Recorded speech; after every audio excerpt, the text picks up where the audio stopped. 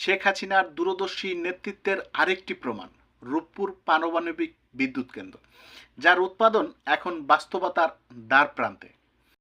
যখন বৈশ্বিক জ্বালানি সংকটে অনেক দেশ দিশেহারা, বাংলাদেশও সেই চাপের বাইরে ছিল না। কোথাও মাইলের পর মাইল জ্বালানির লাইন, কোথাও বিদ্যুৎ কেন্দ্র বন্ধ হওয়ার খবর। এক অনিশ্চয়তার সময়, আর ঠিক সেই মুহূর্তে সামনে আসে একটি পরিকল্পিত ভবিষ্যৎ, রূপপুর পারমাণবিক বিদ্যুৎ কেন্দ্র। এই প্রকল্প হঠাৎ কোনো সিদ্ধান্ত নয়, এটি ছিল দীর্ঘমেয়াদী চিন্তা, একটি সাহসী বিনিয়োগ, যা আজ সংকটের সময়ে আশার আলো হয়ে দাঁড়িয়েছে।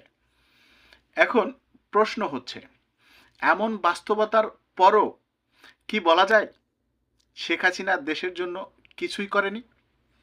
নাকি স্বীকার করতেই হবে তার নেতৃত্ব ছিল সময়ের চেয়ে এগিয়ে, তার চিন্তা ছিল ভবিষ্যতের জন্য? জয় বাংলা, জয় বঙ্গবন্ধু।